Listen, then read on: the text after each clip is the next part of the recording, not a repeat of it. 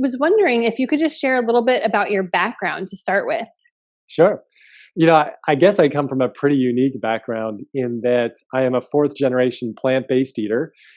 So decades ago, my German-born great-grandfather, who lived in Pittsburgh, started having health problems, and so he started researching, and he found all this cool stuff from back in the day of people like the Father Kneipp Wasser cure and the work of Dr. Troll and all of these others who were our forebears in the plant-based healthy living lifestyle medicine movement. And so he moved his family out of downtown Pittsburgh out to a little nicer area with they could grow some mulberry trees and run around and play more. And they all started eating plant-based. And the results for him and for his family were so powerful that my grandfather, Dr. William Esser, was inspired to go to the New York College of Naturopathy in downtown Manhattan and get trained back in the 1920s and 30s, and then went on to really take care of patients through plant-based nutrition for 65 years. So he ran a big health ranch in South Florida, 10 acres of gorgeous mango trees and all organic food, and people would come and do therapeutic water fasting, juice detoxes, healthy living. And, so I grew up in this land of miracles, seeing people get well and radically change their health. And so, it was easy to go, wow, this is amazing. And then when I went off to medical school, I was like, wow, we're not talking about nutrition. What's going on? And Wow. yet the data is all there. The science is all there. It wasn't that my grandfather was practicing voodoo. He was practicing good science.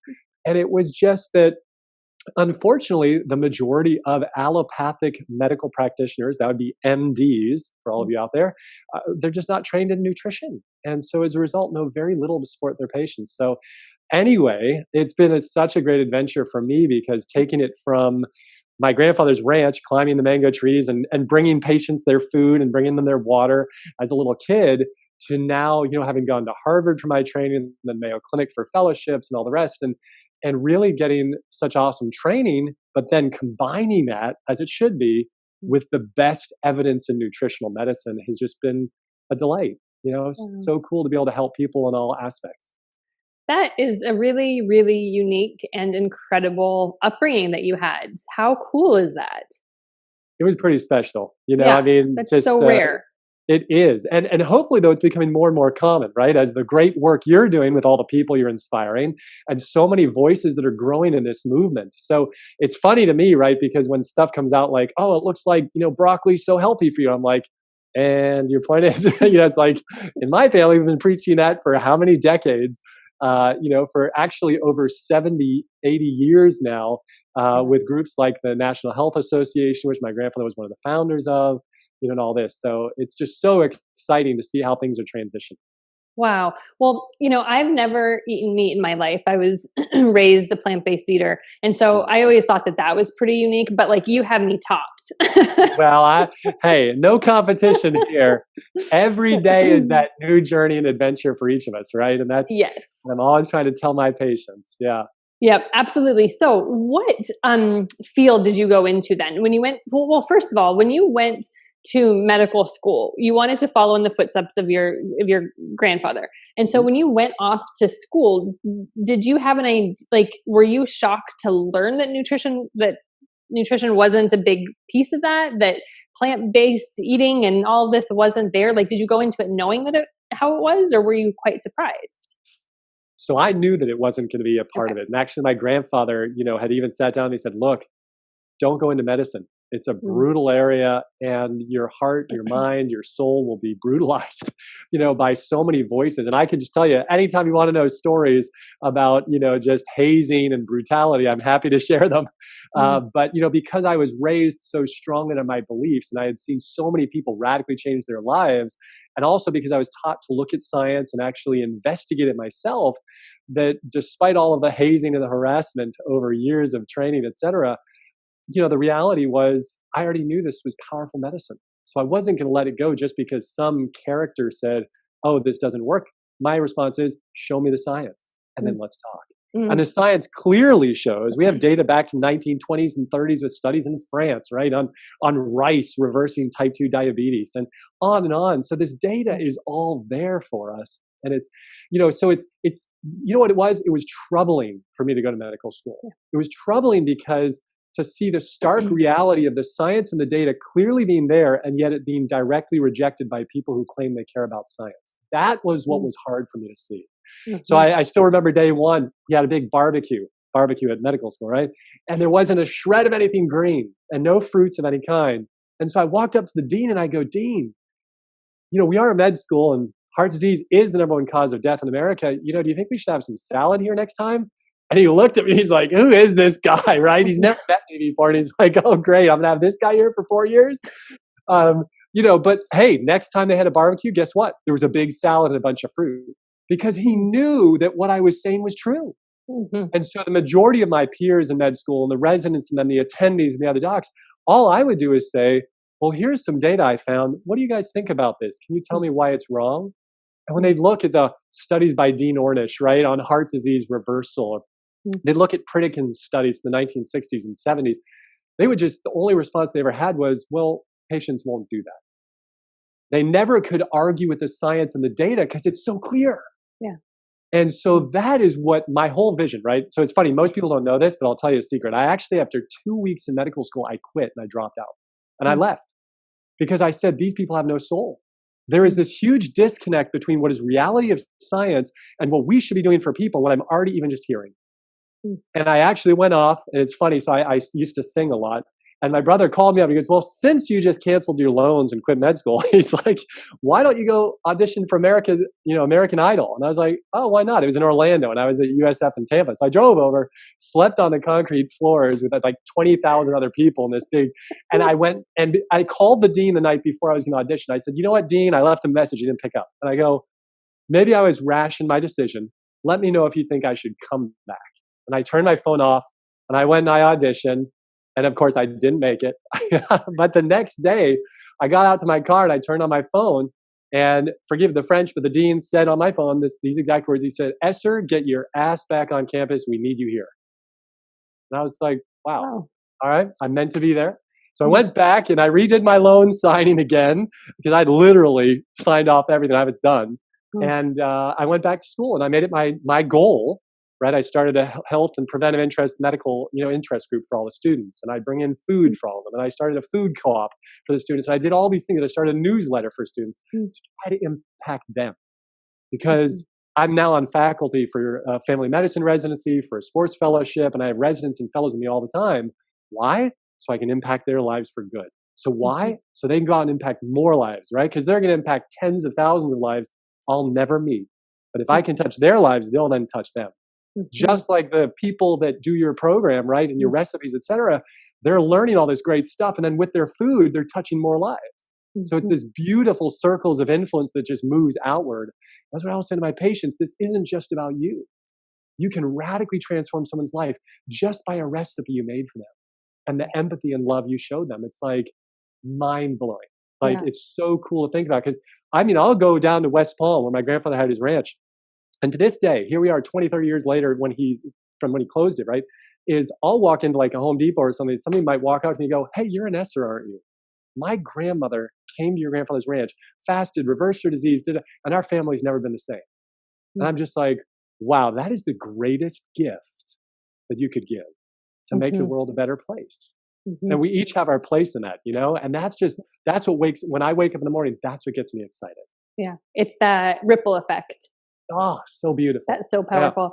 Yeah. Well, it's so good that you went back to school and that you did what you did, because clearly you were meant to be there. And even though you were probably a challenging student to a lot of the faculty there, sometimes that's what they need. So, right.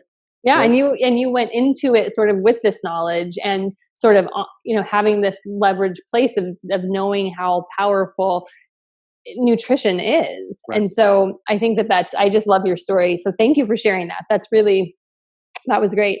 So you went into sports medicine. Is that right? I did. So I went to Harvard and I did physical medicine. So when I sat down in medical school, I was like, well, what am I going to practice? Right. Because I know that I want to use lifestyle interventions, but I still need to make a living. And so let's face it, this is the greatest challenge for doctors who want to do plant-based nutrition. They're given a clinic visit with 5.5 minutes and no tools. How are they going to get someone to change their lifestyle in 5.5 minutes? They can't. All they have time for is to quickly check the blood pressure, check the labs they got, and change their medications and out the door and go on to the next patient. And that is what has destroyed our medical system, right? The lack of this connection between the patient and the doctor, the lack of time to spend with the patient. So all they're doing all day is putting out little fires instead of actually turning the thing off, right? Or they're mopping up the floor of disease instead of turning off the faucet. And so I realized I didn't want to just have 5.5 minutes. So I chose that I would become a specialist, right? And so I'd have more time in my clinical visits to integrate patients, with healthy living into it. And I've always been, so I was number 1 in the US in men's open doubles in 2002. I played tennis. And so tennis has been a big part of my family, obviously. And so I knew I loved working with athletes and I loved the musculoskeletal system. It just resonated with me.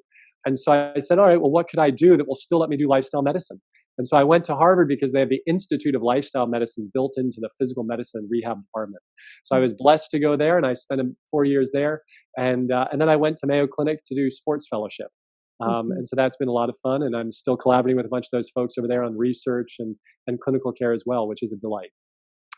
Perfect. Yeah, you really answered my question because I was curious about the field that you went into. So that makes a lot of sense because, it's so true. Even when, I went to the doctor, I don't go to the doctor often. I go every year to get my checkup and that's about it. And a couple of years ago I went and my doctor and it's always a different doctor. And, he looked at my chart and he basically said, it was like 3 minutes tops. He told me to not drink soda because it causes diabetes and he left. You're like, okay, thank you. Yeah, that wasn't like I know, to the average person, it's like, how are you? That didn't do me any bit of good. And right. I'm in good shape, but if I needed help, that wasn't going to be helpful. So that makes a lot of sense.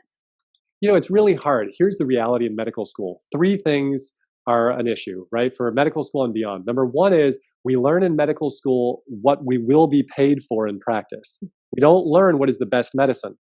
Because think about it. If you taught me in medical school just to give people steamed broccoli and brown rice, I'd come out and I would not be able to pay back my $200,000 of debt, right? Yeah. So that's the problem. It's a broken system from the ground up. And this is where I love Dr. Michael Clapper, right, is doing his work now, trying to educate medical students, get out there in more medical schools and plant these seeds. I do some of those talks as well. I do Skype talks to the medical school interest groups so I can kind of get into the medical schools from a distance. But the reality is we have a system right now that is broken that doesn't facilitate physicians really being leaders in lifestyle medicine because we don't pay them for it and we don't give them time for it. And let's face it, there's another reason. It does not stroke my ego to tell you to do something your grandmother could have told you. Versus if I go, look at this drug, you can only get this from me. I'm the only one to get this from because of my special license, right? And now I'm going to do that for you. And so there's a lot of parts there. There's the education, there's the time, there's the money you make from it, and then there's the ego. Because when I sit down and I tell somebody, hey, I want you to eat more fruits and vegetables. I want you to go to this website and buy this menu or whatever it might be. They go, I paid how much for this visit, right? Versus the next guy over who says, I'm going to give you this fancy drug with a weird name or I'm going to stick a needle in you. So now don't get me wrong. I did lots of injections today for patients, et cetera. But sometimes those injections I do are my way of developing a relationship, right? I want their trust. I want them to, because they expected something medical from me. And before they're willing to start eating the rabbit food, right, and start exercising and sleeping and taking care of themselves, they need to know that I actually know what the heck I'm talking about. And unfortunately, sometimes that comes at the tip of a needle, right, or with a medical prescription. But my goal always is to then get them off of that prescription if possible, right? And then not necessarily need more injections. Now, I do some regenerative medicine too, right? Platelet-rich plasma, stem cells, fat-derived stem cells, things like that. And so that I am excited about because I'm using your body's own tissues to heal itself, which is very much in line with my profile of beliefs about, caring for patients. Interesting. Yeah. It's like your approach is sort of meeting people where they're at. And most people who are used to going to their doctor and eating a standard American diet are not going to be keen on getting that broccoli advice. Gotcha. Exactly. Yeah. Well, I think you broke that down really well because I think so many people wonder, like so many people in our community, like they start eating this way and every time they go to the doctor, now they no longer really get nervous about going to the doctor, but they're really excited about it because it's always, it's better and better news. Right. And the doctor is going, how, what happened? Oh my gosh. And so these people who are then changing their diet and getting these results get kind of pissed off because they're like, why didn't I know this? Right. Like, why didn't my doctor tell me about this? What, Yeah. and it is a very complex, there's not a one, you can't sum it up in one sentence, and it's not one reason. So I really appreciate that you kind of went over those reasons, because I think a lot of people really wonder about that. But it really is hard. Here's what I'll tell you. Again, this is why I'm letting residents and medical students and fellows work with me all the time, because I want to share this message. A lot of them will actually do my 4-week nutritional intervention or detox while they're with me for 4 weeks. And it's great to see them losing weight, feeling better. And then all of a sudden now they're sharing that with the patients and encouraging them. But the reality is, many of them, they just never learned. So they had no idea. And it's fascinating because imagine you've been in practice for 20 years and you've been doing your best, right? The best that you know how, that you were taught. And now somebody comes to you and says, you could have done much better by giving them fruits and vegetables, and everything. Well, you have to be a really humble person to say, wow, you're right. I really messed up. Because think about it, if that doctor, if they really care about people, which a lot of doctors do, there's a sense now of shame and that they failed hundreds of thousands or tens of thousands of people that they never shared this message with. They have to come from a really humble place, which most doctors don't necessarily fit that bill. And number 2 is they have to come from a creative place, which is also not a place where doctors come from. Remember, all of our tests in medical school are multiple choice. There are not essay questions and unique things about no, it is A plus B equals C. It is a 36-year-old patient presents with left-sided chest pain and and what do they have? A, B, C, or D. There's not multiple options there. And so as a result, when you got that patient coming in the door who needs to, like you said, be met where they are and nuance through this, and really their abusive relationship they're in first has to be addressed before we can start talking about addictive food patterns, right? Before we go down here, that doctor is clueless and just goes, because they don't even know the creativity of that model. They just go, well, here's a drug for your high blood pressure and here's a drug for your diabetes. And that poor person is in a chronic state of cortisol that is elevated. They're chronically stressed. Their blood vessels are like this, they're freaked out of their mind. And all we're doing is, and here's an antidepressant. Like, what? When it really needs to be, all right, I don't care if I'm going to be late for the rest of the day. Susan, I can tell you're really hurting. Tell me more about what's going on. And let her talk for a little bit. And then, well, how are we going to work through this together? Do we have a plan? How can I assist you? What, kind of on and on. But it's hard when you've got, I know the pressures. I was seeing patients today, for example, and all of a sudden 3 or 4 people got added onto my clinic. And all of a sudden I was an hour behind. And so the tendency in those moments is going to be like, we just got to get through this. Gotta go. Right. And then all of a sudden, well, there went my lunch hour. I had no lunch, was still seeing my morning patients at 12:50. Right. And then now there's my 1 o'clock's already checked in. Yeah. So it's tough. Because you're working within the system that's already set. Correct.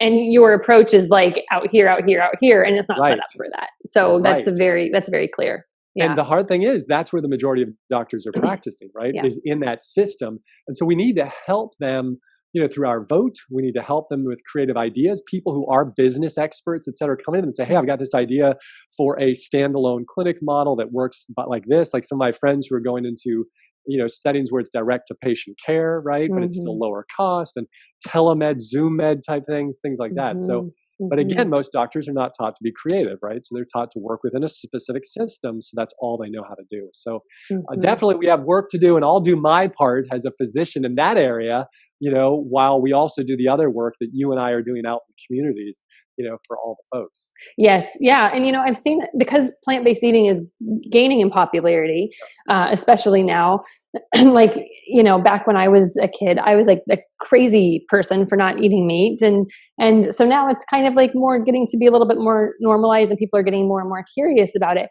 And what I see is, these people are having these wonderful changes, and they're going to the doctor and they're actually letting their doctor know like, Right. hey, this is how I'm doing it. So I feel like it's kind of like, a little bit of the reverse, and the patients might have to be telling the doctor, this is what I'm doing. Maybe you should look into it.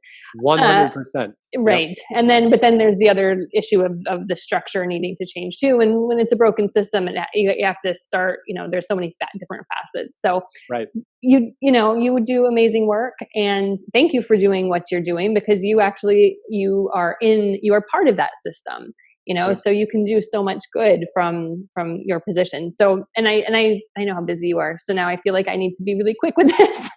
Yeah, I got all the time for you. That's why I'm here. But you're fine.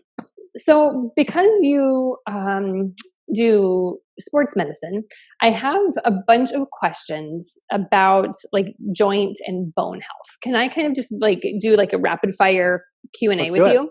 Okay, Do it. my paper fell underneath my couch just now, so I'm going to grab it. So just one sec. Okay. All right. So some of these questions, actually all of these questions came from our private Facebook group. And so they're questions that people have had, and I will just start. Okay. So do you need to drink cow's milk to have strong bones? Let's just talk about that real quick. No. Okay. Awesome. So no other creature on earth voluntarily drinks the milk of another creature. So the very basic philosophical premise doesn't even pass the mustard test. And then the next study after study demonstrates that actually the more milk you drink, especially as you increase the amount of volume, you actually increase the fracture risk. So absolutely, we have no need for cow's milk any more than giraffe milk or rat's milk or cat's milk. So no. And what a strange thing that we ever drank cow's milk. Very odd. bizarre. Very bizarre. Stop drinking the cow pus. Absolutely. Yes. Down with the cow pus.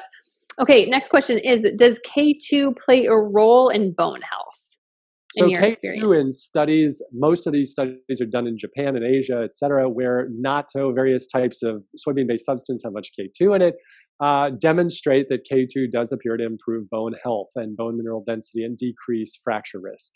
So yes, again, if you're consuming large quantities of deep green leafy vegetables and adequate total calories, et cetera, for the majority of people, we should be able to maintain good bone mineral density with that excellent nutrition, along with weight-bearing resistance exercises over time. But if you have already had some decline in your bone mineral density, which remember, a woman peaks at about 35 and then every year after loses about 1% of bone mineral density. But studies show that if you're doing resistance training exercise, you actually can increase by 1% per year, which means you go to a neutral, right? So you're not losing as much. If due to genetics and hormones and age, you're going to lose, but with strength, exercise as you improve, well, then it'll essentially neutralize out. But if you've already lost a lot, I think vitamin K2 is a relatively low risk intervention and is reasonable to consider.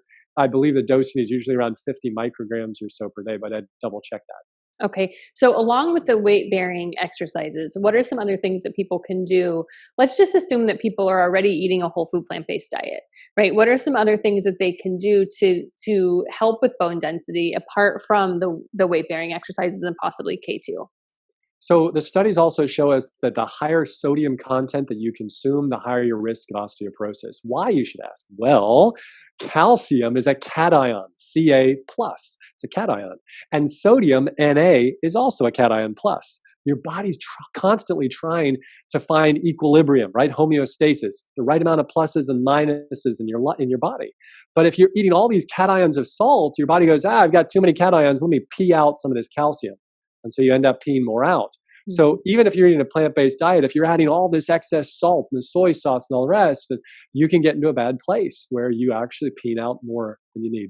In addition, people who consume more than one caffeinated beverage per day, right? If you're downing all of that coffee or multiple green teas throughout the day, it's a diuretic, which makes you pee more, which may increase, if you also look at studies, you diuresing or peeing off your calcium. So those are two areas that some people forget in the plant-based movement. I also encourage people to remember, just because your bone mineral density slips a little does not mean you're necessarily going to have fractures. So especially, for example, hip fractures. You usually don't fracture a hip unless you fall. Well, usually you don't fall if you have excellent balance, reaction time, etc. So this is where I have some people, right, who used to come to my grandfather's ranch, for example, who would eat really well. They were ideal body weight, no major diseases. But these ladies in particular, right, because women have higher rates of osteoporosis than men, that they would get into their 70s and 80s and they would get sloppy with their movement. They would not be doing strength and exercise. They would not be doing balance and reaction time work. And then they'd come around a corner or something and slip and boom, break a hip. And we don't want that, because your likelihood of dying goes way up when you fracture your hip when you're in your 70s, let's say, or 80s. So they did this great, Buddhist nun study. That's the classic one, where they looked at vegan nuns, I believe it was in Thailand, and then they looked at the free living Thai women of age match, et cetera. And they found that the Buddhist nuns had actually poorer bone mineral density. They were all vegans. However, their risk of fractures were much lower. And why? Well, because they were doing Tai Chi, balance work. They were working on strength and reaction time. So if they began to fall, they could quickly catch themselves. So I encourage all my patients as we age over time in our 50s, 60s, 70s, 80s to really be doing some line dancing, to be doing some Tai Chi, to be doing some ballroom dancing with someone they love and care about, or new friends, right? But to be doing stuff that demands you are moving one way, then suddenly change direction and catch yourself. So very important. Or you can take a beach ball and throw it back and forth with somebody that you love, and then start throwing it slightly to the side so you have to reach and catch. And do that for 5 minutes a day with music playing. But reaction time, some of these physical things, we forget. It's not just the food, it's also the movement, right? That's so crucial, the big underpinnings of our health. Awesome. Great advice. So that was, I kind of covered that question already. Okay, so what about the effects of nightshades on inflammation? So things like peppers and eggplants and white potatoes and things like that. I consider nightshades as level 2.0 or 3.0 in plant-based nutrition. So most people, the majority of the time, I say, first, get all the junk out, all this standard American diet food, eat as many fruits, vegetables, beans, rice, minimally processed as you want. Once we're there, right, so we've shed the extra weight, we've gotten off the blood pressure meds, we're decreasing our cholesterol, et cetera, now we go to the next level, which there is a percentage of people who are sensitive to nightshades. It is not everybody, it is not all the time, right, but there is a percentage. And so if you're finding that your joints are achy or inflamed, right, that you're having more pain throughout the body, et cetera, that your bowel movements are a little, variable and all over the place and just not quite right, I think that's a good time to do a little bit of an elimination program and maybe come down to just some, brown rice along with some fresh squeezed carrot juice. Keep it real simple, a little fresh, maybe applesauce that you make at home. You do that for 2 or 3 days and you start adding food back in slowly. And you see your body's response. And you can begin to really intimately get to know your body. What I don't like, and I caution people against, is using their taste buds alone as a guide in what they should or should not be eating. As an extreme of that, I loved it. I remember being at the ranch. I was helping making meals this one time, and this lady walks in and they're like, "Oh, here you are," whatever her name was. "Here's your food." She goes, "I need to test today." And she pulls out her quartz, crystal and puts it over the food, and it starts circulating it. And if it goes to the right, she says she can eat it. If it goes to the left, she says she can't. She's allergic to it. But lo and behold, I watch her do this every day. And after a while, I was like, man, it always goes a certain, in the way she can eat it for the dates and for the really sweet foods and everything else, it goes to the left. And I'm like, this is not making sense. So some people come see me and they'll be like, well, I don't do well with this and I don't do well with that. And I'm like, well, tell me more. What do you mean? And often what they mean is their gut is not accustomed to the fiber and the micronutrients of the specific food. So they get flatulence, right? They're farting, they get a little GI irritability, and they immediately pull back and go, I can't do that. And really what it was is, remember, your bacteria need to change over time to the food that you're consuming. So when you put this food in, the bacteria aren't used to, they go crazy and you get all this gas and all this stuff. But over time, the correct bacteria begin to overgrow, and now you get the correct outcomes. You get less of the gas, less of these problems. So a good elimination program, and then slowly add stuff back in to see if you truly are sensitive to nightshades. If you've been diagnosed, let's say, with an autoimmune disease like lupus, rheumatoid arthritis, polymyalgia rheumatica, things like that, you may want to step away from those nightshades for about 6 months, see your body's response, and then add some back in. Why do I say add them back in? Well, because they're so tasty and they're so much fun. right? So tomatoes are delightful and peppers are fun to eat and all these other things. So I don't think it's an all or none for the majority of us, but for people who are really sensitive, you need to be honest with yourself, right? And see your body's response. Mm-hmm. Yep. Very practical, pragmatic, good advice. So the next one, how about general inflammation? So we always see about turmeric being like this powerhouse for inflammation, but it's like that's one thing, and people like that silver bullet, right? That one thing that's going to do the trick, when really inflammation is it's much more complex. And so can you talk a little bit about inflammation in general and how to get inflammation down, and then specific ingredients that might help a little bit more, or if we even need to worry about that, and just kind of following a really healthy whole food plant-based diet is good enough with the occasional turmeric in it because you're making a curry or something. I love it. You brought up something, I say it's called green allopathy. So allopathic medicine is MDs, right? And if you start going, ooh, this little herb or this little supplement, that's essentially green allopathy. You're still bought into this model that something needs to come from the Amazon forest to actually be really good. And it's a relative shamanism, which is interesting. Like, we believe that something must be better if it's unique, if it's different, if we can't normally find it in our stores, and we have to get out of a bottle, right? Or somebody had to process it somewhere. So we want to be hesitant with that, be careful about that, and stay away from it if possible, because it's probably not based in science, as you're kind of suggesting. That's number one. Number two, inflammation. Think of two kinds of inflammation. Acute inflammation is good. This is where you rolled your ankle swells. That's inflammation. Why is it swelling? Because it draws in your platelets and your stem cells and the different growth factors to heal your ankle. Plus, all that swelling limits your motion of the ankle, so the ligament you tore can heal, right? So two reasons right there. So acute inflammation right after an injury, you want it. And that's why the newer studies say, if you go out and played a bunch of tennis and now your elbow hurts, right? Or if you're working in the garden, your shoulder's a little swollen, do not take anti-inflammatories. There are a lot of reasons not to take them, but you don't want to block acute inflammation. You want a little inflammation there because it's actually saying something's irritable and now it needs help to heal. And that's the inflammation is what brings it there. You can ice, so 15 minutes of ice on there can be great, but it doesn't suppress the inflammation at the chemical level. Number two, chronic inflammation. That's what we don't want. So that may be, let's say you carried a lot of weight on your body, you were obese for decades, you wore your knees out, right? Because a pound above is 3 to 10 below. So you wear those knees out earlier. And now you've gotten a whole food plant-based diet, you've lost all the weight, you're feeling great in every other way, but you still have that arthritis, right? This chronic knee irritability because you've lost some of your cartilage layer. Well, that chronic inflammation, we don't want it. We want to bring that down as much as possible with what's on the tip of our forks or in our fingertips. So you are absolutely right. I tell patients a simple model is to think about this. When you cut an apple, it turns brown. And it turns brown because it's absorbing radicals, free radicals, from the air. These are things that induce inflammation in the air. But when you eat that same bright, fresh, minimally or unprocessed food, it absorbs your free radicals. The very aspect of something rotting or decaying is oxidation. It is breaking down. It's absorbing the oxygen from the air, the free radicals from the air, etc.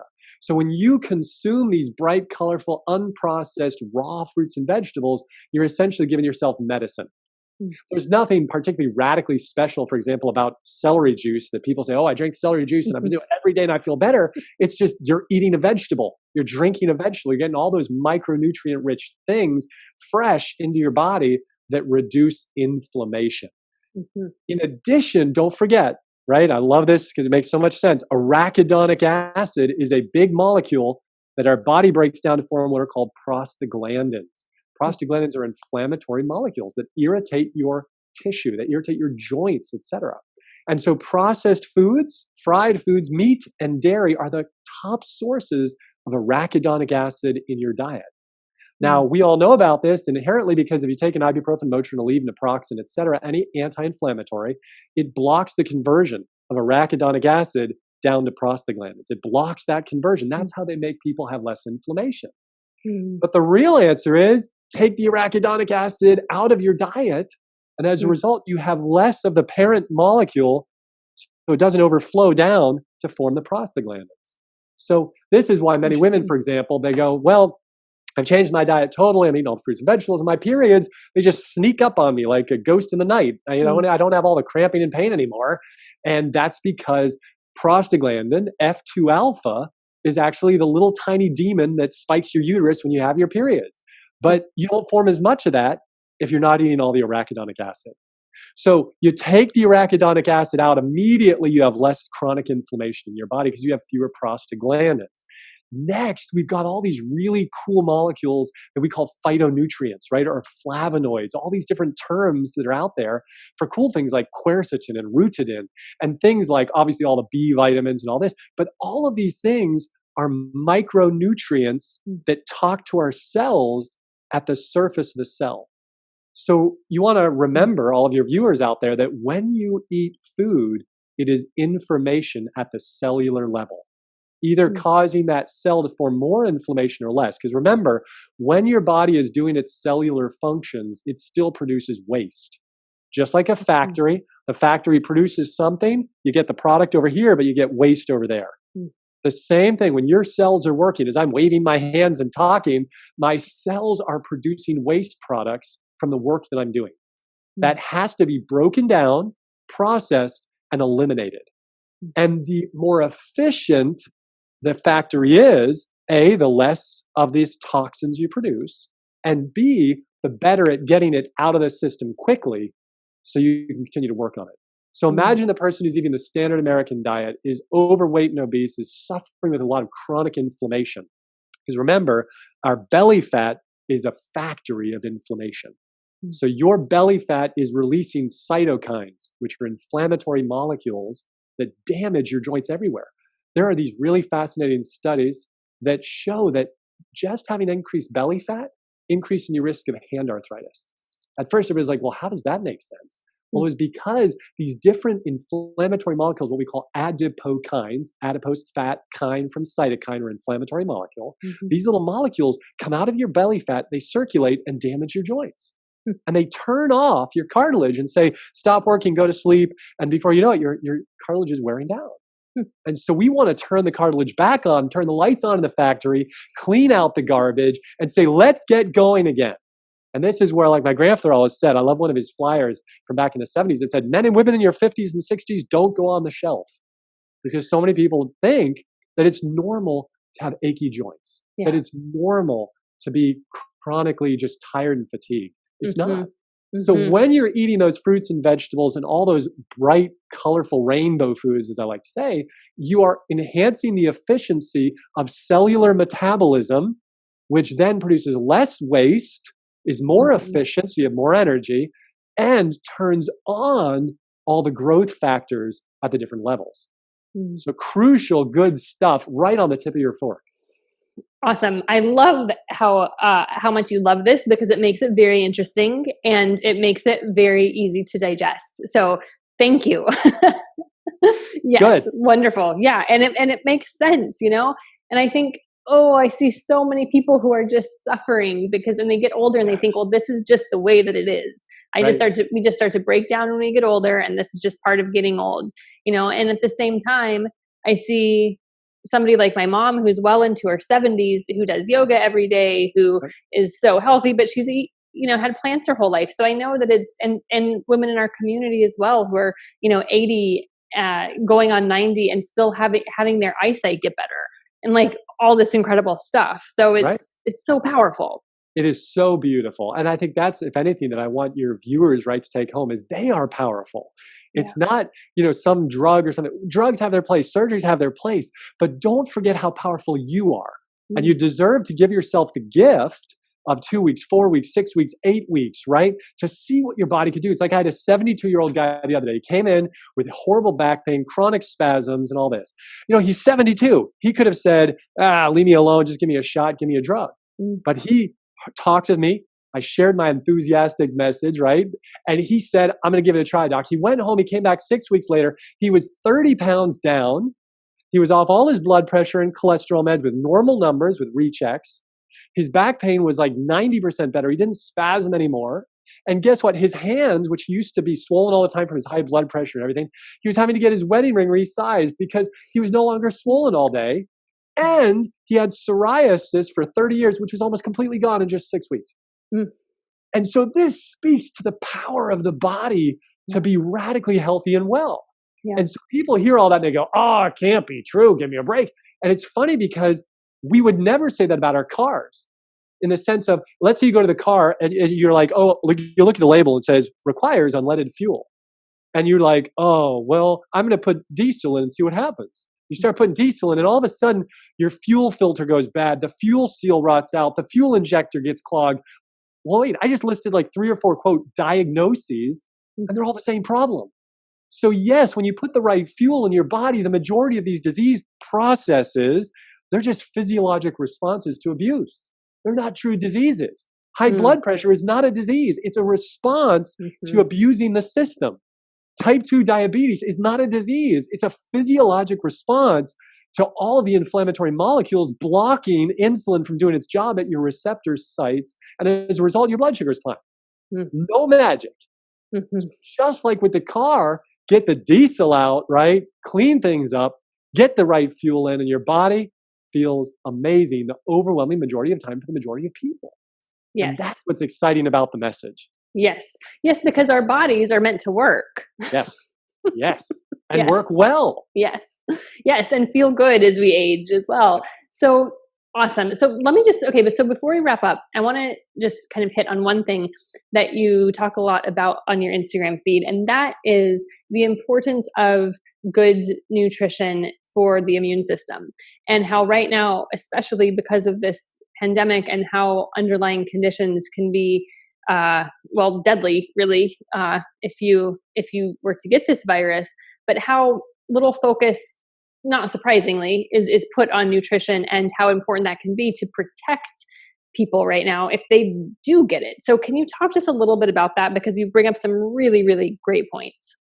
If for no other reason, today is the day, as a result of this pandemic, for you to make radical changes in the food that you're eating on a daily basis.